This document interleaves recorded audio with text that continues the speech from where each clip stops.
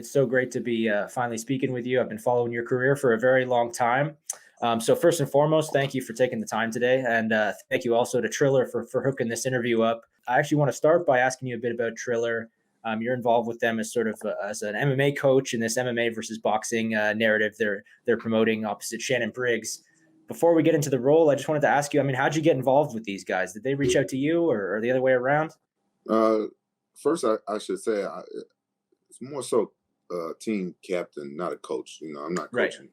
I'm not coaching Mhm. anybody. And Shannon Briggs and I have been trying to put together a fight for some time now, and I think they reached out to Shannon, and Mhm. Shannon asked me if I was interested in being team captain because we felt like that was going to solidify us a fighting Triller. Triller doing big things, and I like the way they're promoting fights and everything, and I like the this new style of fighting that they're doing, and so I thought it was a good idea. So what does this team captain role really entail? I mean, on fight week, fight night, what are you doing for these guys? Well, I'm not doing a whole lot. These guys, they the ones doing all the work. You know what I'm saying? I'm Mhm. just being there for support mostly. The guys, they putting in all the work, training hard for this fight. We going out on a limb fighting boxers, and the triad is geared. Try to be geared for where MMA fighters and boxers can meet, kind of in the middle ground. But it's not really the middle ground Why do you say that? Why is it not a middle ground? because we can't really use all our tools. You know what I'm saying? We Mhm. can't Fair enough. our tools we can use most of the striking. You know what I'm saying? We're not allowed to knee, kick, elbow. So it's not really the middle grounds for MMA, but I guess it's the closest thing, right? So still, strikers like boxers have the advantage in this. But we ain't chickens. We ain't scared. We'll what I'm saying, we'll fight no matter what. Right. And I guess the risk is if you start allowing MMA guys to throw elbows or knees under this rule set, then the boxers are going to start being unwilling to actually participate, I guess, right? Right, right. The boxers won't. They won't get in there. Well, having, sort of rubbed shoulders with these guys, experienced a few of their events, as a guy who's fought for Pride, UFC, Bellator, and so on, how does Triller stack up in terms of just production and their product? Oh, Triller. I like what they're doing. I like their promotion. They're really showcasing, the fighting, and they're pushing for entertainment. That they got Nick Cannon, being the host. They're just doing things differently. They have like concerts at the same time, and they bring in two different audiences together. And smart what they're doing. Basically, say you're a fan of saying Metallica, but you're not really a boxing or MMA fan. You put those two people together, and say you're an MMA fan, but you're not really a fan of Metallica and stuff like that. And, you go to Mhm. this concert fight event, and then it's a possibility that you may become a Metallica fan, or the Metallica fan can become a fighting fan. And I think that's actually genius what they're doing.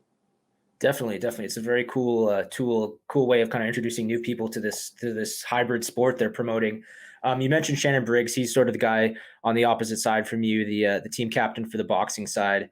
And you mentioned that you guys you wanted to fight for a long time, but he was the one that reached out to you about this. So I mean, first and foremost, what's the state of your relationship with this guy? Are you guys friends? Do you like each other? I mean, what's going on there? You know what? I think Shannon is a very funny guy. You know what I'm saying? The guy cracks me up. I can't lie about that, but I can't say I like him because even though he's funny, at the same time he presses the envelope. He steps over the line a little bit too much, so he can be kind of annoying. And plus him always saying "Let's go, champ." It, it's a little bit too much. He says it too much, a little bit too much. But I respect the guy as a fighter, and I gotta take my head off to him and say that he's entertaining, like outside the ring, the cage, whatever. A lot Mhm. of fighters are too they too stuck up on themselves. A lot of fighters have their heads up their own ass, and they want to be the tough guy 24/7. And what I'm saying, I've always been the type of guy to be myself, in and outside the cage, and I show my personality. I like to joke around and laugh. So the guy does give me a few laughs and stuff like that. But no, I don't know that I'll ever be like his friend and hang out with him. But I can say if I hook up with his sister-in-law, You know what I'm saying? Because she hot as hell. You know what I'm saying? I might end up being brother-in-law, and then if we family, then we family. So that's a whole different story. Because have you seen his sister-in-law, his I wife's haven't. sister? I haven't. I don't Have you want to seen fight his him, so I'm wife? not going to say anything. I First of haven't. all, I don't know how he got that wife. His wife is beautiful, and his sister-in-law is just as beautiful. Okay, well, hopefully they come to your fight. Yeah, yeah. I probably don't got shot with his wife, but you know what I'm saying. So I go after the sister. All right, fair enough, man. Do you feel like there's a chance this fight will happen under the Triller banner? Does it feel like it's a likely possibility?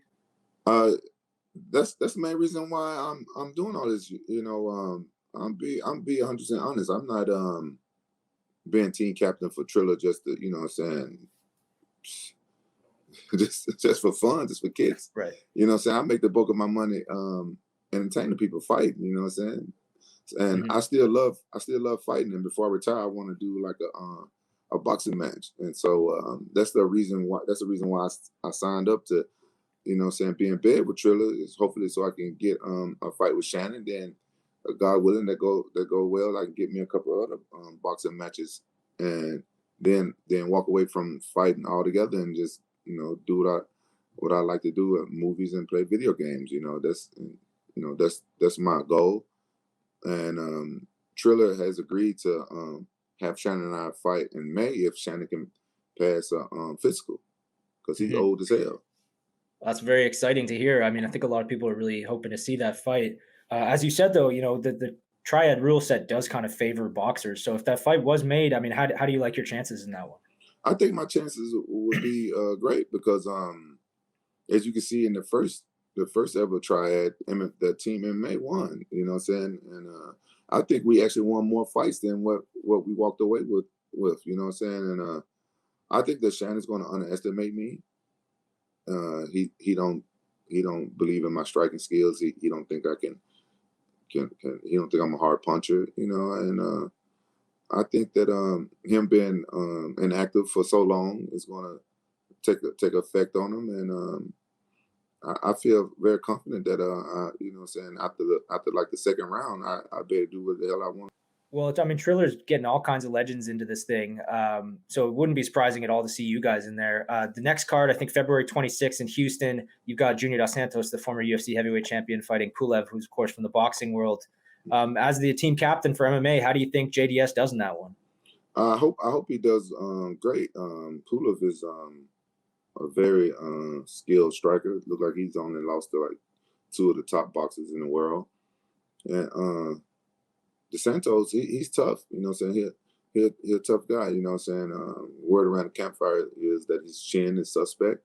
So, you know, when you got a suspect chin, you want to keep your defense strong. So hopefully his defense is strong and Pulev don't get any clean punches. We're seeing a lot of promotions like Triller popping up lately. You've, of course, got several bare knuckle promotions coming up. You've got Habib's new promotion, Eagle FC, obviously Bellator, Yeah, the Eagle PFL One FC. I Championship. heard Rashad is fighting in that. Yeah, he is. I think that's this weekend actually, so he'll be back in action very, very soon. But having said that, though, do you feel like with all these options available, this is the best time ever to be a free agent in MMA? Yeah, I feel like this is the best time to be a free agent in MMA, and I think the more events out there, the more organizations, better for the fighters. You know, I have a 21-year-old son that's up and coming, and I kind of I learned a lot of stuff about my sport of MMA, and let me try to word this the right way. It's I want him to follow my footsteps, but avoid my mistakes, and, Hmm. and and not only my mistakes, and I want him to avoid my misfortunes. You know what I'm saying? Hmm. Without saying anybody's name or any organization's name, I feel like there's some organizations out there who don't really treat the fighters the way they deserve to be treated, in my opinion. Hmm. And so I want my son to have like the best experience. Like I want him to have the experience, and I want him to be excited to fight in like the way GSP was excited to fight for certain Hmm. organizations. Same way Chuck Liddell was excited. The same way Forrest Griffin was excited to fight for. The same way, you know what I'm saying, you know, a lot of the big champions like the Ronda Rouseys, the Conor McGregors, how do you know all these people you never hear complaining about their contracts. You know, so I want my Mhm. son to be in that list of fighters who very happy and excited about their contract and never have anything to complain about. You understand? You feel what I'm Yeah, trying to get? absolutely. If you could kind of narrow it down to one or two pieces of advice for your son and also other young fighters, just piece of advice for navigating a really tough industry, what would It, that be? Do you think? it's crazy that you even mentioned that. During COVID, right before right before COVID started happened, I started writing an MMA book, like, you know, for my son. You know, God forbid anything happened, I had a sudden death or something. You know what I'm saying? Or you know, and I get asked a lot of questions from fans in my DMs and stuff about how to become a fighter, what to do, blah blah blah. So I actually wrote a book, and I Oh wow. finished it during COVID. You know, uh, like the do's or don'ts of MMA. You know, I'm not going to say the title of it or nothing yet because I'm not really promoting it. Still working on getting it published. But So that's something that fans can expect to be able to read oh too, yeah, probably at some point. Very yeah. It's cool. the book is finished. It's like a manual that you know up and coming fighters or any fighter that's thinking about getting into the sport or any new fighter would be interested in. Even people that's been fighting for years probably like want to look at MMA from a different perspective and stuff. It covers a lot of stuff about how to go about choosing your managers, what gyms, you know, sparring partner, how to choose your sparring partners, um, you know, your relationship with the promoters. Oh, it covers a lot of stuff that I want to tell my son, you know. So, but the advice that I would give my son that I do give give him and up and coming fighters is I tell him the first thing you want to be a fighter, you know what I'm saying? It's a sacrifice. Hmm. You know what I'm saying? Being a fighter is like honestly probably like one of the most selfish professions that you can choose. You you have to be very selfish and focus on yourself, or it can be dangerous if you're worrying about so many other things, so many other people's well being and everything. You know what I'm saying? It can be very, very, very dangerous. Like if people don't understand that I don't got time to Hmm. explain that to people that they don't understand it. And the other thing I tell you know my son and up and coming fighters is like your focus. Like what are you focused on? You know, a lot of Hmm. times, you know, people fight for the wrong reasons. You know, some people fight for fame, and some people, you know, fight for money, like as a job, and some people fight for honor, you know, Hmm. pride. You know, some people fight for the love of the sport, of their craft, or their martial art. So, you know, saying where's your focus? You know, Hmm. and you know, be focused on your goal and whatever your focus is, whatever your drive, whatever, you know what I'm saying, motivates you, you know what I'm saying, Hmm. you know, don't forget it. Don't you know, let that motivate you and cardio is king, especially when you first starting out, you know what I'm saying? Cardio is king. So these are things that I tell my son a lot, How long but did it take you to learn those things? Those sound like things that you kind of had to learn over a long period. When did you sort of figure those out for yourself? well, you know, I've been a fighter my whole life. Mhm. You know, I grew up fighting. You know, I am a fighter. The Most High God, the Creator, you know, of everything, created me to be a fighter. One thing that people don't know about me is that I fight everything. I'm actually a better fighter verbally than I am physically. You know what I'm saying? I fight everything. That's what I am. You know what I'm saying? I, I fight, but you know, I'm a human being. Sometimes I pick my battles. You know what I'm saying? I know that, you know what I'm saying? I keep my mouth shut, but you know, but other than that, you get what I'm saying. Mhm. It's just how I've always been. Mhm. Fascinating stuff. Well, I can't wait to read that book, and it sounds like it's going to be very useful to a lot of people. Shifting gears a little bit, though, I wanted to ask you about Jake Paul and Logan Paul. Of course, everyone's talking about these guys these days. But what are your thoughts on them? Just the way they've sort of stirred I up the I combat I, sports landscape. I really don't think about them, but you know, um, I really don't think about them, but I think that they're very entertaining. Mhm. You know, And they seem like they resuscitated boxing. You know, what I can say about boxing is, with all due respect to all the boxers, you know, even though I'm MMA all day, you know what I'm saying? I represent MMA, and we got a war against boxers and stuff right now. I don't hate boxers or the sport of boxing. I think boxing is a great craft. I've been training boxing for probably like 15 or more years now, and I fell in love with it. I really like boxing, and a lot of people think that I'm a boxer instead of a wrestler. I'm actually a wrestler, and mhm, people mhm, assume in MMA that the new fans assume that I'm a boxer. They didn't know about my mhm. old days when I used to slam everybody until I Yeah, of started course, of course. knocking people out. So that being said, I like boxing, but that shit got boring after a while. I ain't gonna lie. Mhm, Once mhm, Mike Tyson kind of wasn't around, and like after that, it was like, you know what I'm saying, it wasn't as exciting no more. And Mike Tyson, when he was in his heyday, was like, what was it, late 80s, early 90s? You know, I'm bad with years mhm. and Yeah. dating times and shit, but after that, that's when I wasn't really like all into it. I used to watch, Mayweather and Pacquiao and Ricky Hatton and Prince Hassim Rockman and what's the other Prince, the little bitty motherfucker. What was his name? I'm not Um, sure. he's a look from England. He was like Prince something. I Hmm. used to like watching him and Roy Jones Jr. But but in between those guys, like, you know what I'm saying, I like Zab Judah. I like a lot of people. Mhm, You know, I like Lennox Lewis. I like a lot of people, but after a while, like, they started point fighting, like fighting not to lose. You know what I'm saying? Almost every fight going to the decision.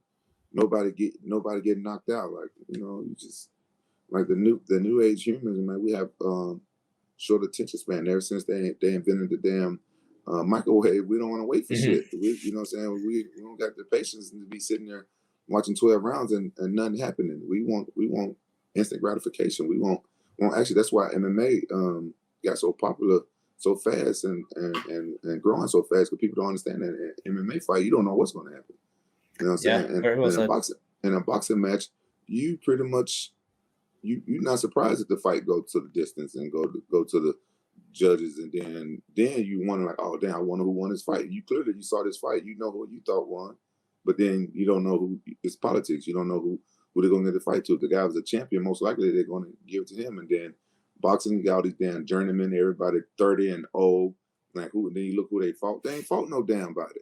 They ain't Mhm, fought mhm. nobody. You know what I'm saying? But they 30 and 0, and and so boxing is for me is like what is this? And so I feel like the Paul brothers, they brought a little bit more excitement to it. They've been fighting, they've been boxing people that are not even boxers, and people can criticize stuff like that, but at the end of the day, it's entertainment. Jake has also been kind of championing the fighter pay debate, which is sort of surprising. I think he just sort of randomly started piping up about this one day and hasn't stopped, and he seems to be, making some real noise about it. How do you feel about him championing that cause? Well, I feel like it's always good for MMA fighters to make better paydays. I'm kind of, I'm gonna be honest with you. I'm gonna be 100 with you. Something I haven't said about this particular topic. I'm kind of on the fence, because I'm not gonna lie. I get kind of defensive when they talk about pay, because the stigma of MMA fighters throughout the years of my career and fighting is that we fight for chump change, and that MMA fighters, like, that's why we're not that as respected out in the sports world and stuff like that, because people think we broke. Hmm. You know what I'm saying? People think that, what I'm saying, we don't make good money. Some MMA fighters did well. No, I never done Mayweather numbers. I never done, the $30 million paydays and $20 million paydays. I never made that type of money. But some MMA fighters do okay, right? I don't know Hmm. everybody's pay structure, but what I can say is that they don't put the purse. MMA don't really put the purse they out there like what they really make, right? So y'all only see like what the commission pay the fighter. So y'all Hmm. don't see the pay-per-view numbers, and y'all don't see the actual purse, because it's not public knowledge like boxing. So on the average, it looks like a lot of fighters are making $250,000 a fight. So And, how do you feel about a guy like Francis then, who made 600,000 disclosed pay, but is in this contract dispute? Where do you stand on that? yeah, okay. So you didn't let me finish. But Sorry to I interrupt know you. I'm Sorry to sorry. interrupt I you. know I'm sorry. I'm dancing around No, no, something no. else. So Go ahead. I'm kind of like torn because it's kind of embarrassing that people think that we really don't make that much money when we do, but we just don't make the top money like the top boxers. And Mhm. some of us do get paid better. I heard with some boxers getting paid, they don't be like the top. There's only 1% of boxers making that type of money. You understand? So all the other boxers, they making less than MMA fighters. Just let y'all Right. know. So that's the thing that gets me, that has me torn. So some MMA fighters make more than some boxers, and the top 1% boxers make way more than the top 1% MMA fighters. That's what should be said. Like the Mhm. 1% of MMA fighters that should be making the 20 million, 10 million, and 50 million, they're not making it. You know what I'm saying? Mhm. But like the middle, the other guys, the middle guys, compared them to the middle boxers, I guarantee you the MMA guys are making more money than them. But Yeah. it's just those handful of boxers that's making like the Mayweather making 200 million, 30 million, 50 million, and 20 million. Wilder and Tyson making 30 million and 20 million. That's those few handful of people is making the whole sport look bad, right? So Mhm. what you saying about Francis? Yeah, he 600,000 for him being champion, defending his belt or whatever. Yeah, that's very low. I wouldn't be happy with that contract. I wouldn't have signed that contract. Mhm. That's Mhm. all I can And say about that. yeah, fair enough. Fair enough. Do you think though that he may, be able to negotiate a better deal with the UFC? He's kind of I, at a I, standstill right now. It seems. I'm not his manager. I don't represent the UFC. I have no idea. But one thing I can say is that it just worked out perfectly for me that I have like the perfect manager for MMA. My Mhm. manager is he sees eye to eye with Dana. Dana used to actually manage him years ago, back when he was fighting before Dana became like the president of the UFC. So if I was still in the UFC, I think that I would have a good deal now. So unfortunately, back when I was in the UFC, I had managers that Dana didn't like. So if Dana Mhm. don't like you, if you're a fighter and Dana don't like your manager, you're fucked. And people don't understand that. Dana, you can say a lot of good things and bad things about Dana, but I'm a human being, and I accept other people to be human, right? So, what I've learned about Dana is that it, you know, Dana really loves like the UFC. It's like his baby. You know what I'm saying? He the one who took it to the Fertitas, from my understanding, and had them invest in it. And if it wasn't for Dana, we wouldn't know. Like, who knows what would happen to the UFC when they brought it? It was going under. Maybe who knows what the sport of MMA would be at right now if it wasn't for Dana? Because, um, like I said, who knows? Because so Dana is, I think he deserved more respect than a lot of people give to him. But at the same time, it's the reason why people talk about Dana the way they talk about him, because he's very passionate, and saying he's not like political correct. He's like a Mhm. Donald Trump. He's like a Donald Trump figure. Like, a lot of people was mad at Donald Trump because he said what the fuck he wanted. He ain't a puppet, and he give mean tweets, and then next thing you know, you get mad at him, and then Donald's like, okay, fuck y'all. Then you want to go this way, you're gonna be in a fucked up place if you ain't have me right here. Boom, boom, boom. And and people say, fuck that, like the word's too sensitive now, you can't say shit, blah blah blah blah blah. And just because motherfuckers is not a puppet or a robot and say what's on their mind and speak their mind, and be real, people ain't gonna the masses not gonna like them. Yeah, Mhm. Dana could be paying fighters a lot more, and the UFC could be paying fighters a lot more. I don't like that part, but I'm not gonna get mad at Dana for being Dana. You know what I'm saying? It's like me getting mad at a snake for biting me when I'm walking through the motherfucking desert. You know what I'm saying? You know what I'm saying? You get bit by a motherfucking snake, and you're in the snake's territory. You get mad at your motherfucking self. That's an So excellent metaphor. Very well said. it's real. That's where I live. That's where I try. I'm not perfect. That's where I try to look at things and live my life. So yeah, Dana can. There's a lot of things that Dana can do to improve and everything, but people gotta understand like basically MMA UFC is his baby. So he take things personal, like, and I think that's not always a good thing because sometimes in business you can't take things personal, like him not putting the belt on Francis and Right. him not being there at the press conference and watching Francis fight. That's a heavyweight champion. I think that was a bad business call, but I know Dana. I know I wasn't surprised. I'm like, oh, okay, this thing. Right. I guess, in terms of Francis's side, that almost circles back to the advice you were talking about that you'd give young fighters, that you just have to worry about yourself. Forget what he's doing. Just focus on your career. Be selfish. Is that sort of what you meant? Well, it's being selfish is about it's about being selfish. Like, for instance, loyalty comes into play when you're a fighter a lot. People talk about loyalty. You got to be loyal to your coaches. You got to be loyal to your teammates. You got to be loyal to your manager. Yeah, I understand that. I'm a wolf, so I know all about loyalty. I feel like I'm a very loyal person, but I'm very loyal.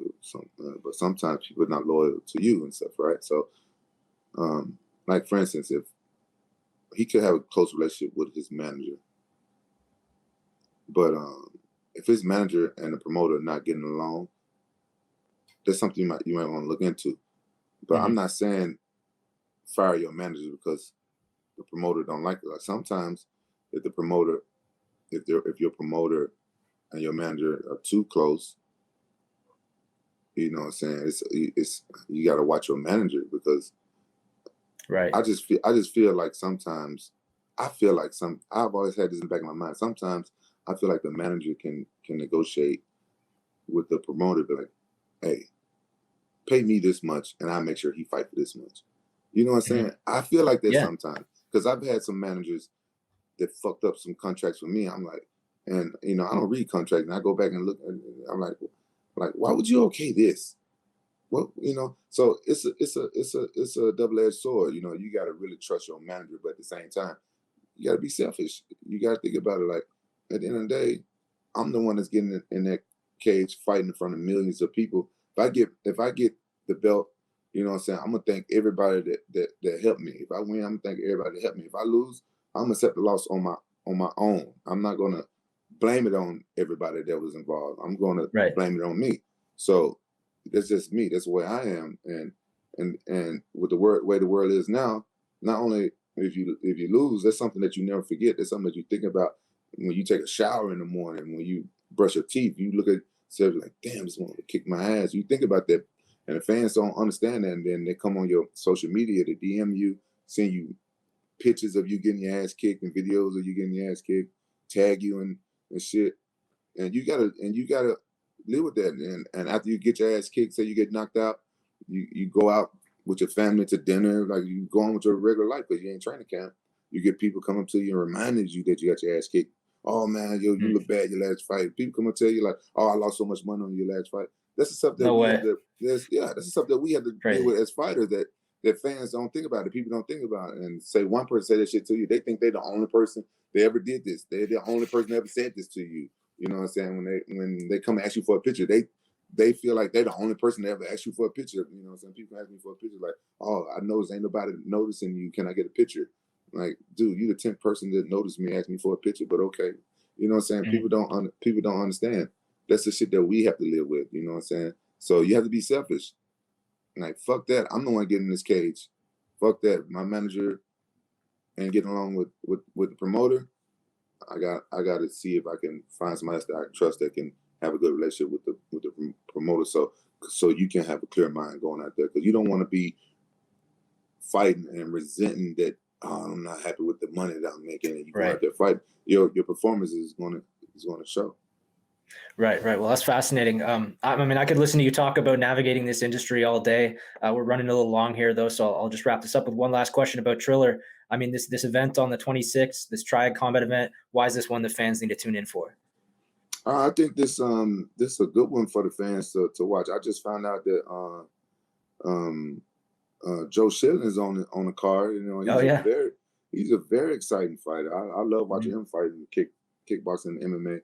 They got brings it and you know Vitor always puts on exciting fights. I remember watching him fight even before I even got involved in MMA. I seen clips of him, you know, and I'm always excited to see Vitor and you know the main event.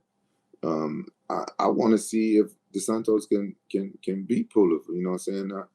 Pulev, like I didn't like the outcome of him and my friend Frank Mir fight. I didn't like that, so I'm gunning for Pulev. You know what I'm saying? If you know if DeSantos don't get him, I'm gonna have to get me a couple warm up fights in there, and I jump in there and I get Pulev myself. It's Shannon Briggs first, then Pulev. That sounds good to me. Well, Shannon Briggs. I tell you what, I take Shannon Briggs. Pulev is a tough man. I hope the Santos get him. Mhm. I'm rooting for the Santos, but you know, if he don't, I probably after Shannon Briggs, I probably need one more warm up fight after Shannon Briggs because I don't even consider Shannon Briggs old as a warm up fight. Just a satisfactory fight because he talks too much. I just want to put my fist in his mouth and shut his ass up, and then one more warm up fight. Then I'd be happy to step in there with Pulev.